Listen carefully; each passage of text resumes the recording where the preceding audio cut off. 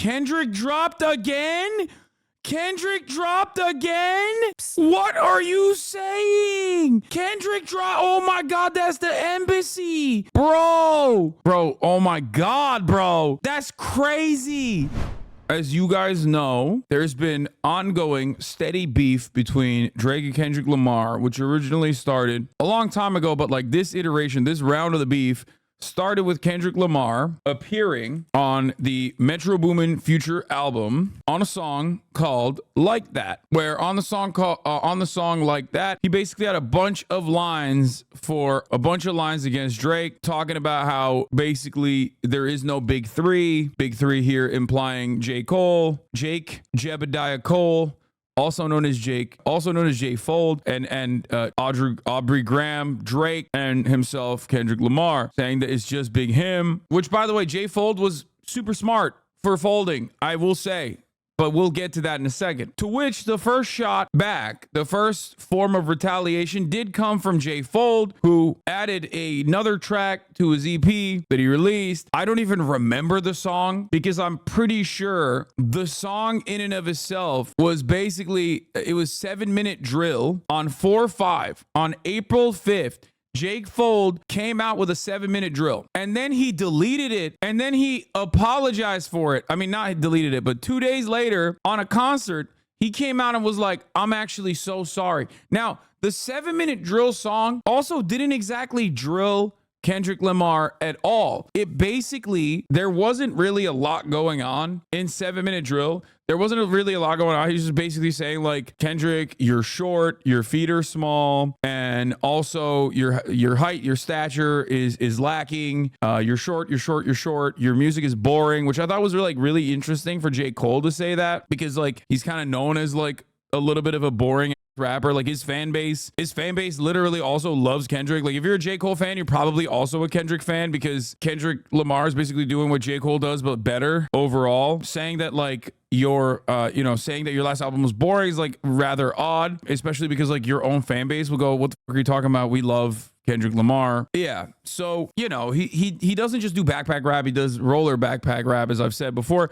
So he apologized for it at 4/7, to which like many people joked about and said, lol, what a lame, I can't believe you're apologizing, you're J. Fold. Turns out he was kind of prophetic. Like we thought he was pathetic, but it turns out he was prophetic. Okay. Turns out he was right, because he was like, actually, this is not for me at all. I'm not about this lifestyle. I actually love everybody. Hugs and kisses, I'm good. Hugs and kisses, I'm good. He literally went on concert and said it. He was like, this is not for me. I don't do disses. I don't do disses at all.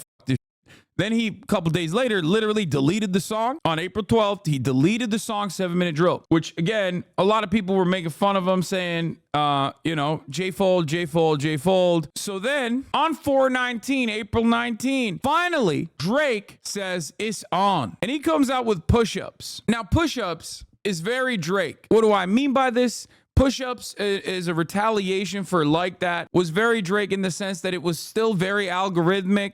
It was still very much a hit in the sense that like it's listenable, but ultimately on Push-Ups, the attacks were relatively mid. The attacks on Push-Ups was not that good. It was catchy. It's listenable. Like if it comes up on a playlist, like you're not going to be like, oh, I'm skipping this. This sucks. But ultimately, a lot of the avenues of attack from Drake and his ghostwriters against Kung Fu Kennel was basically just, you're short, your splits are awful, like you're owned by the industry, Top Dog Entertainment owns you, you have a terrible contract, you're short, your feet are tiny, why do you have such tiny feet, you're not a real gangster, and you make pop music for white people, which again, that's Drake. So Drake saying that to Kendrick Lamar is a very strange thing. Like, yeah, sure, Drake is actually taller than Kendrick Lamar, so that's fine. But like Drake saying that to Kendrick Lamar is really weird, because it's projection. Like that's an avenue of attack that is infinitely more valid for you. I think that that's odd to say, especially because like, one, you're upper middle class, like you grew up upper middle class, you grew up with a white family, but also like beyond that, you're Canadian, which I think is like the most important part of this, because like when you're Canadian, automatically like there's a level of social safety nets that are afforded to you across the board, that immediately puts you in a better, more elevated material condition than like the average American growing up below the poverty line, especially, right? It's like less guns overall, free healthcare. Like, it's just, you can't really be like, yeah, you can't really started from the bottom. Now we're here talking about how you like stole an Acura from your uncle, which you didn't really steal or whatever the fuck, right? Not an Acura, but you know what I mean? It's like mid-sized sedan. And then talk about like how hood you actually are in comparison to Kendrick Lamar. Bro's talking about material conditions in a rap beef. Excuse me, that's why you come here, okay? Obviously, I'm not tapped into the culture, quote unquote. I'm a white Turkish dude who literally, openly, demonstrably does not listen to music. Obviously, this is my attitude. This is my coverage. And also, it is significant. That's also why I like Kendrick Lamar. But anyway, getting back to the timeline, Drake releases Push-Ups, and then obviously Drake immediately back-to-back releases Tailor-Made Freestyle, which is controversial in and of itself. And in my opinion, at the time, it showed anxiety, it showed nervousness, that he was like, come on, release something. Right after Push-Ups, he releases a song with AI vocals that he used with Tupac Shakur's AI vocals. Obviously, it's like supposed to be incredibly disrespectful towards Kendrick Lamar, which Kendrick Lamar loves Tupac Shakur. Kendrick Lamar is also a West Coast rapper, obviously from California. But like, he hit it with a double text, and that double text in and of itself also was like very disrespectful, not just against Kendrick Lamar, but against like an iconic rapper, which even in some respects, I think shows that like, Drake is not respectful to the culture across the board. Like, attacking Kendrick is one thing, but then like saying, by like abusing Tupac's voice in this regard in a beef between you and Kendrick Lamar is like definitely taking it too far, which I thought would be, I think, like negatively polarizing more people against him, which it did happen. And then of course the Tupac Shakur family estate sued him. Like they sent him a CND, because why wouldn't they? To which Drake also actually included a line in his Family Matters release last night, implying that it was Kendrick Lamar that goaded the family or urged the family to actually turn around and hit him with a CND. But like, no, of course the estate was going to go after Drake. What you did was disrespectful, right? Like, that's not, they don't need Kendrick Lamar to tell him that this shit is fucked up. So I don't know, hitting that line was, it just, in my opinion, showed more nervousness, but it could be because I'm personally, I don't know. It could be because I'm on the side of Kendrick Lamar a little bit more, for sure. And I do think Drake is kind of corny. But he releases Tailor-Made Freestyle. Then Kendrick Lamar finally comes out with Euphoria, which is pretty good. And then Kendrick Lamar also hits Drake with a double text. Kendrick Lamar releases Euphoria, is pretty gruesome. And then he double texts with 616 in LA. So Kendrick releases 616 in LA. We covered it earlier in the day. Now, at first I thought like, that's crazy that he just like dropped another one after Euphoria, because Euphoria was insane, right? Turns out he had more smoke. Now, although I said Drake's double text seemed nervous, I did not feel the same way about 616 in LA. It turns out 616 in LA was a warning shot about what was to come. It turns out it was actually, just like he had mentioned in Euphoria, very calculated, just like he basically had said, listen, I know what your next move is. I know what you are planning on doing. I know what your avenues of attack are, because I have moles in your camp. I have people in your camp. I have people that are on your side. And if you come and do this, I will come back with actual nukes. I will come back with actual disrespect, which he basically showed in what happened last night, right? And then Drake releases Family Matters. He baits Drake with 616 in LA. Drake says, tonight I'm releasing the song Family Matters, my diss track, which he did. And we listened to it last night, which was, a three-parter. As far as the song, the diss track goes, like, I mean, there's a lot of allegations towards the end, especially. There's some pretty decent bars in there. I don't know why he still is going around and like attacking Rick Ross and attacking The Weeknd, and even like some lines about Metro Boomin and stuff in there too. The video was great, but that's like very Drake to make like a good video. Overall, it did not have like, in my opinion, the musical quality and the like, it still wasn't better than Euphoria. Now, obviously, there's a lot of big allegations here saying that Kendrick Lamar is a wife beater. Obviously, Kendrick Lamar in this circumstance, and we're gonna cover the song now in a second. For me, I felt like it was just a little bloated. It was a little bloated in a time when Drake has to be focused, locked in. The reason why I'm saying it was a little bit bloated is because the third part on the song, especially, as you guys saw my like initial reaction, if you were in here last night when I was covering it, if you saw my initial reaction, like it was ridiculous. I was like, what the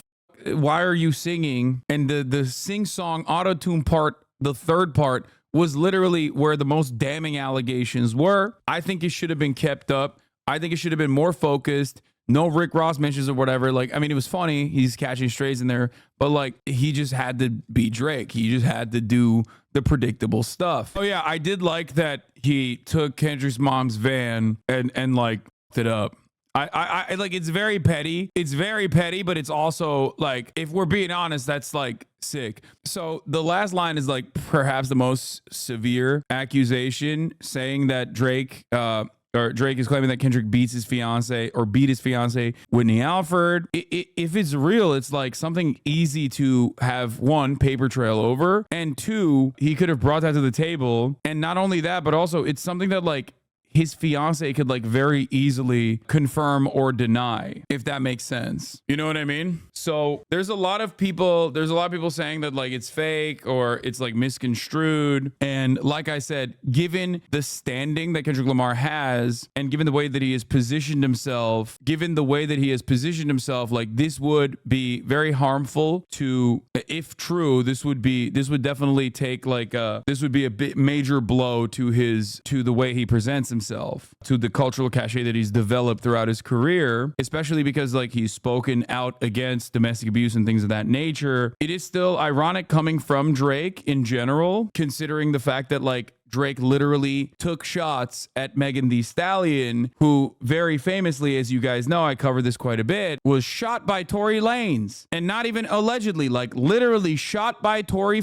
Lanez. And Tory Lanez is in the process of currently serving a prison sentence for it. But like I said, it's like odd for him to just like obviously not be a woman lover or woman defender, but only cynically weaponizing possibly false rumors, or maybe it's real. I don't know. If it's real, it is definitely damaging the Kendrick Lamar's reputation across the board, and also would definitely shake my opinion of him as well. The fact that he dropped that in there is odd. A common theory is that the picture used in the 616 and the Meet the Grams cover will expand more and more and reveal more details. Notice how it's cropped. Yeah, it does make sense if there's even more. I mean, it's crazy that this even came out. So for those of you who don't know, so Drake dropped that, right? And it was seen as a bit of a nuke, I guess. I mean, there's definitely some accusations in there that are like, if true, pretty. How are you equating throwing shots at Megan to physical abuse since you called him a hypocrite? No, I'm saying that Drake doesn't give a shit about domestic abuse, clearly, and is using this as like a weapon against Kendrick Lamar, specifically because of someone who like was criminally domestically abused by being shot in the foot, who he made fun of. He made fun of the domestic abuse victim in that situation. Also, there's a litany of other hypocrisies in that situation, considering that Drake literally not once, I mean, he talks about Ozempic when there's a here in the cover of the Meet the Grams album art, there's Drake's own HIPAA violation staring right at you, and Drake doesn't even once mention the ad break at the top of the hour. Not once. That's his dad's stuff, not his. Yeah, that's weird because it has his government name on it. The Ozempic has his government name on it. That's incredible copium. No, the Maybach glove is his dad's. The Ozempic, on the other hand, literally has Aubrey Graham on it. I'll give you the Drake stamp POV, which is that this covers a setup from fake OVO mole and full of references, Maybach gloves, Ozempic, Rick Ross, Shorty collection shirt, Kendrick short joke. Yeah. So that is what the Drake writers are saying. The Drake writers are saying that like he actually set Kendrick up 5D chess maneuver style. Okay, so Drake drops Family Matters, and it's a good run for like 3 seconds. Well, not 3 seconds, specifically 19 minutes and 56 seconds. Everyone's like, oh, for 19 minutes, 7 of them, people are listening to the song, and there's like a 10-minute breathing room where people are just like, damn, this is kind of crazy. He just said that like Kendrick Lamar actually hates black women and beats them up, and then a whole bunch of stuff against Rick Ross and everybody else, right? And then 19 minutes and 56 seconds in, Kendrick Lamar just goes, oh, dude, you are so predictable. I already had a counter lined up that will immediately overpower what you came out against me with, which are lies, as I had mentioned in the previous diss track that I brought forward, which is don't tell lies about me and I won't tell the truth about you. Now, this is significant for 2 different reasons, obviously. One, because it's just like immediately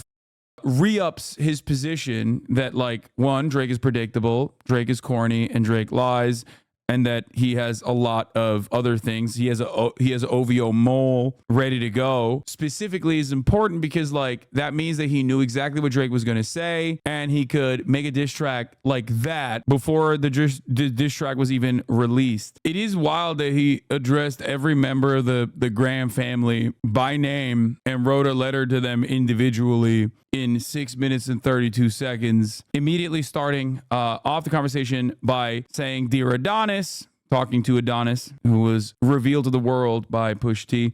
If you recall, he's 6 years old. Questioning Drake's manhood has been an ongoing theme, saying, you know, your grandpa should have pulled out, should have wore a condom, so he would have never come into this world. Drake would have never come into this world. He's a scourge. Saying that he's apologizing. He calls on to call him a good kid Mad City. From a strategic standpoint, outright offering to mentor Drake's son, saying, listen, I won't be a stepfather. I will be the father that stepped up, which is unimaginably disrespectful because you don't have a real daddy in your life. You don't have a real father figure. I'll be a real father figure for you, which is insane. He talks about the piss kink. He alludes to a story about Drake being urinated in 2010 by T.I., which also I think is like a double entendre for a potential piss kink as well. T.I.'s inebriated friend Cap during a movie premiere in Los Angeles. Meek Mill mentioned this in July 2015 Drake diss track, Wanna Know. You let Tip homie piss on you in a movie theater. We ain't forget. Rapper Sauce Walker also mentioned this in his own diss track months later. T.I. confirmed the claim in the second verse of his 2020 track, We Did It Big. So drunk in LA, end up pissing on Drake. Fuck it.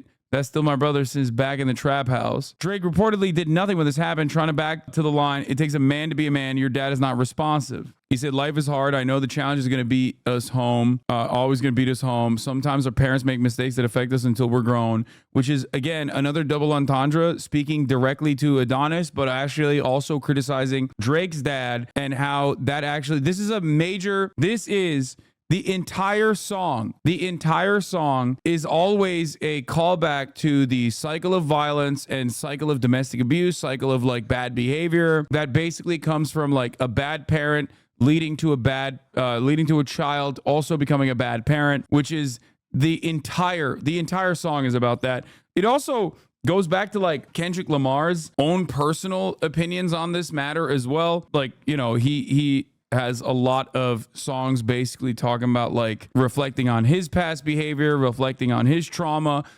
reflecting on how his trauma has caused him to behave a certain way throughout his life that he wasn't actually happy with, and working through that pain and becoming a better person. So it turns back into like his entire discography pretty much. But yeah, that's what he's doing in this situation, where he's like directly talking to Adonis, but he's actually talking to Drake. And he's actually talking to Drake's father as well. By the way, he does drop a bar about his gambling addiction, which I obviously consider to be a phenomenal line there. Something I brought up as well. Something I said Kendrick could bring up potentially. This is a speculation that's been going around for quite a while now. Obviously, as you guys know, Drake is sponsored by Stake.com, the online crypto casino, and also is a kick streamer. Even if it don't benefit your girls, do some push-ups, get some discipline. Once again, literally on Drake, and don't cut corners like your daddy did. What Ozempic did, which of course is ironic because it like exposes the hypocrisy of Drake on Rick Ross for using Ozempic while he is OVO Ozempic himself. And that's a big reveal. Obviously, this has nothing to do with Adonis at this point. I hope you guys understand that. He's like, again, being a better father to Adonis by giving him life lessons that he could be giving to Drake as well, or life lessons that he's actually directing at Drake, as a matter of fact. Don't pay to play with the Brazilians. Get a gym membership. This is a BBL Drake shot, which I personally think is very funny. I love that. The BBL Drake is my favorite, is probably my favorite meta, my favorite meme of all time. I did not know that there was even suspicion that he got fake sculpted abs. It's so Drake to do such a thing. So then he starts talking to Sandra, Sandy Graham, Drake's mother. He figures she must be disturbed by his seemingly misogynistic antics. Kendrick mentioned these antics in April 2024 in the diss track Euphoria. I believe you don't like women. It's real competition. You might pop ass with them. Considering the rather bleak political climate for American women, given the turbulent state of abortion rights, rape culture, and patriarchy at large, Lamar implies that Sandy feels her son lacks empathy for her plight as a woman. The rest of this is literally just like a lot of this second verse is basically dedicated to like Drake's behavior, his objectification of women, his commodification of black women specifically, and his behavior and the harm that he has personally allegedly done to women in general across the board, and maybe girls, claiming that like this is again both disrespecting Drake and his father, saying that they're both master manipulators, going back onto the same the culture of the cycle of violence and the cycle of like bad behavior born out of trauma. Also talking about his gambling addictions. Obviously, it's well known that Drake gambles a lot in casinos and online roulette. For example, in 2022, he allegedly won $27 million, although he went on to lose all that money he gained. As you guys know, Drake's dad, Dennis, is also a gambler. And you know, Drake is sponsored by Stake.com. And also, not only is he sponsored by Stake.com, but he also streams on Kick. Anita Max Win is literally, I need a maximum win. He's even fucking rapped about it. And not only that, but also the speculation is that the reason why he has to release so many albums is because he's like always trying to desperately make more money, because he's always spending it. He's rich as and yet he still pumps out music like he's Nicolas Cage or Morgan Freeman going and doing any audition they can. He hates black women, hypersexualize them with kinks of a nympho fetish. This is the most unk bar that he has. Like when I first heard this, I was like, this is the most uncle coded bar I've ever heard in my entire life. In the entire discography of Kendrick Lamar, this is like the most uncle coded, the most unk bar of all time. He hates black women, hypersexualize them with kinks of a nympho fetish. It's just like such a funny, it's a funny line. It's a funny line, especially because he's like saying nympho fetish. Kendrick essentially implies that Drake and other music industry elites are running sex trafficking rings in their homes. This part is, by the way, literally not false. This is like a massive, this is a huge aspect of all matter of different like Hollywood fashion. That part is literally correct. It's not just Diddy. There's a lot of stuff that happens in like even the fashion industry and its connections with like nightclub and nightclub promotion and whatnot, that normal people, if they like fully understood what was going on, would be like, oh, I know what that is. That's some Jeffrey Epstein shit. The music industry elites are running sex trafficking rings in their homes. He likes Tinder, a dating app that streamlines potential suitors for the user to sort through. It should be noted that this description matches the unverified claims made by TikToker Eileen's Garden, who went viral in October 2021 for exposing Drake's alleged private Tinder. Here is the 2021 video I'm going to show you right now. I don't know if this is like, you know, legit or not. My job was basically just to text girls to invite to Drake's parties. Oh, sweetie, that's just the tip of the iceberg. Now, everything I'm about to tell you is 100% true, and this information came to me from one of the crew members on Drake's tour. This was the guy who did all the tech stuff, and he told me that Drake has an employee whose job is to go around town looking for super hot girls. He finds the girls and then he interviews them, and out of all the girls he interviews, he picks the one that he thinks is the best. Then he drives her to Drake's place. Drake has sex with her, and then he drives her home. So basically, Drake has his own private Tinder. It's one of those things. It's one of those things where it's like, to the normal person, to the normie, you're like, what the fuck? That seems a lot like sex trafficking. It's just a matter of consent at that point. But a lot of famous people do this, like a lot. Yeah, this was literally, I mean, the busing of girls is like actually a real thing. It's not a new concept. It's been around for a very long time. It's basically what nightclub promotion is in general as well. It's an issue when it's an issue with consent. If they're underage, obviously they can't consent. So that's a legal problem. If they are, you know, drunk and inebriated at these parties and then they engage in sexual acts, then again, that's another, you know, that's just date rape. So additionally, these lines from Drake's Chicago Freestyle May 2020 seem to outright admit this. All good. Chubbs will look around. Find one that seemed my type. That my dog. He know what I like. He done found me plenty in my life. Baka Not Nice was arrested for sex trafficking and assault in June 2014. OVO signee. While exact details of the case aren't public, the sex trafficking charges were eventually dropped. While Drake's involvement in any of this hasn't been confirmed to any primary source, this would track with his alleged pedophilia. He tried to preemptively neuter the shot on Taylor Made, as you guys know. Lamar even likens Drake to disgraced film producer and sex offender Harvey Weinstein. Kendrick alleges that Drake advertised a sex trafficking ring by leaking a nude video of himself that went viral in February 2024, which Drake bragged about with the slinky. Fuck the big three. It's only Big D. There's video proof. Anyway, the embassy, he says the embassy about to get raided. Talking about embassy is Drake's mega mansion, saying it's going to be just like Diddy. The Drake thing. You met him, well, when did you first meet him? So I played basketball, right? So he really was a fan of not a fan, supported one of my teammates at the time. And this is when you're in high school? Yeah, in high school. So he was a fan of women's basketball, high school basketball. I was her teammate, so he followed me because of her. And I was like, oh, shit, bitch, you got Drake to follow me? Like, what the hell? Like, that's so crazy. Oh, my God. He followed me, and I lost it. I'm like, I have to meet Drake. Like, I love Drake. I've always loved. That's insane. Holy shit. I didn't even know that. I don't know what else to say. This is obviously the big reveal. This is currently, as it stands, an unsubstantiated accusation that unfortunately does have, in a court of law, there's enough like character witnesses that can attest to it. Pretty much every single person on the planet that can attest to Drake having to hide a child. It is alleged so far. It could be a fake accusation. It's just that this is something that Drake has done. He has a tweet from 11 years ago that just says baby girl. It was deleted yesterday. Wait, he deleted that? He talks, this is where Kendrick implies that Drake is hiding an abandoned daughter. Lamar implies that she'd been abandoned by him for over 11 years, hence why he never took the parental responsibilities of helping her with her math homework or spending quality with her or watching Disney films like 2013's Frozen. And he was busy living inside songs or obsessing over his music career.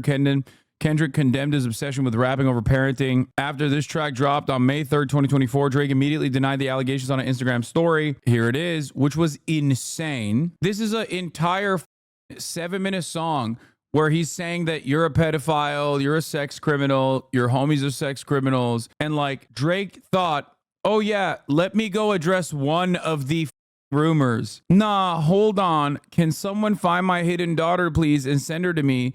These guys are in shambles. That's a crazy thing to just reply to with one Instagram story. What an unimaginable moment. While this isn't conclusive evidence of anything, the tweet was 12 years old as of 2024. If the tweet Drake celebrating the birth of his daughter, this would indeed be chronologically validating Lamar's claims of Drake missing her 11th birthday in 2023. Living Inside Songs is something Kendrick herself admitted to struggling with on Fear from his 2017 album Damn, where he rapped with 14 tracks carried out over wax, wondering if I'm living through fear or living through rap. The last verse is like all about Drake directly. Starts talking about, you know, how Drake has caused him to behave this way, even though he didn't want to. Turns around and says that Drake behaves like a child. He's 37 years old, but he behaves like a 7-year-old. Got gambling problems, drinking problems, pill popping and spending problems. As we talked about already, soliciting woman problems. Says, you know, do ayahuasca. At this point, Drake is already dead 12 times over. He's literally just like defiling the corpse. This part I think is like the first like couple verses was already like borderline war crime. But now we are definitely in like objectively IDF style war crime territory. We're talking defiling the dead. It's also wild because like it specifically is sung over, rapped over such a haunting melody. Like it feels like a horror movie from start to finish, actually. But then here he starts playing the role of therapist and starts cutting into Drake even further and further. While growing up far from rich, Drake was predominantly raised in the affluent neighborhood of Forest Hill in Toronto. Meanwhile, Kendrick grew up in Section 8 government housing. This line is claiming that Drake has not been through enough hardships in his past life compared to Kendrick. hence Kendrick needing to try to empathize with Drake. In a sense, Kendrick may be puzzled at how Drake has accumulated such a plethora of problems and bad character traits, which he mentions in the previous lines, when he has such a blessed upbringing in comparison to someone like Kendrick. And then he goes into the actual details here, which I think are like very cutting. Like, this is some Nardwar level in my opinion. This is like Nardwar the human serviette if he was evil. Like, wildly disrespectful and genuinely hurtful. Kendrick dropped again? Kendrick dropped again? What are you saying? Kendrick dropped. Oh my God, that's the embassy. Stop, bro. I just said, okay, is he following? Is Kendrick Lamar watching? I just said I'm done with the Kendrick Lamar. Bro, oh my God, bro. I just said it. That's crazy. That's crazy, bro. Certified lover boys, certified pedophiles. Wop, wop, wop, wop, wop. That fuck 'em up. Wop, wop. Oh, God damn. Dude, what is happening? At first, I thought in the Israel-Palestine, Israel-Iran analogy, it was Drake that was doing unnecessary amounts of violence. Didn't realize that it was Kendrick who was actually reducing the embassy to rubble, dude. He said there's Hamas tunnels under there. What is happening? Wop, wop. I'ma do my stuff. Why you trolling like a bitch? Ain't you tired? Trying to strike a chord, and it's probably A minor. He's dead already. He's dead already, bro. What is he doing? Bro, is he just making an album now? He's like, he's gonna make he's making an album just on Drake and his many different crimes and then win another Pulitzer, this time for investigative reporting. What is happening? He did not have to do this. Everybody literally was like, all right, he's really dead. Like, this is crazy. Like, what will Drake say? Will he even respond? Meanwhile, Kendrick's like, no, I got more in me. I got one more in me. This is a terms of service violation. I can't be showing this on stream. Ceasefire now, bro. We have to. This is a new ceasefire now initiative. 2 Chainz say you good, but he lied. You run to Atlanta when you need a few dollars. No, you not a colleague. You a fucking colonizer. The family. Okay, I take it back. Maybe reverse racism is real, actually. Anti-white racism is alive and well, folks, in 2024, in the year of our holy Lord. That's crazy. He said the C word. That's crazy. Bro, he had the embassy posted up on the Predator app. Like, is looking like Tel Aviv, dude. What the it's just so much. It's so much. He posted up Drake's house looking like Tel Aviv on the Predator app. I swear to God, it's too much. This is like no longer desecrating a corpse. It's like he's just taking shots at the grave. Like, he's doing Saltburn the way he's Drake's grave up. Oh my God, dude. What is he? What? I can't believe that why does he have the smoke? This much smoke is too much. The level of smoke is too much. Kendrick has another song besides this in the chamber. When people said that the original song was supposed to be 19 minutes long, I really thought it was a joke. And now I'm actually convinced that it wasn't a joke at all. It was actually very real. We're going to have to add to the Geneva Conventions after this one. Yeah, this is too much. I swear to God, like, in a criminal prosecution, there's enough, like, even if you produce the beat, even if you produce like the guitar string or something for this beat, like, you are morally culpable for the unlawful execution of everyone and anyone in Drake's orbit. Like, every single person is involved now. Like, there's a case to be made. There's a RICO to be put on Kendrick Lamar for this. This is actually insane. Hold weapons manufacturers accountable. Bro, they need to do an encampment to get Kendrick Lamar to stop. Say, Drake, I hear you like him young. You better not ever go to Cell Block 1 to any to talk to him and lay in love. Just make sure you hide your little sister from him. They tell me Chubb's the only one that get your hand-me-downs. Then Party at the party playing with his nose now, saying that Chubb's is a coke addiction. And he got a weird case. He's talking about OVO Baca. Got a weird case. Why is he around? Certified lover boy, certified pedophile. Then Party at the party playing with his nose now. Oh, he's talking about Party Next Door. Party Next Door at the party playing with his nose now. As a former Drake fan, until now with this diss, it is so over. Drake is cooked unless he responds. I mean, this is the equivalent of hitting a hospital, double tapping, two tapping. This is triple tapping the humanitarian aid convoy at this point. That's what he's doing. On Euphoria, Kendrick said he might do a show a day. Is this what he meant? Oh my God. Is he gonna keep doing this? I actually don't even know what the Drake can say to any of this at this point. Drake writers can't say you can't play this in the club. Yeah.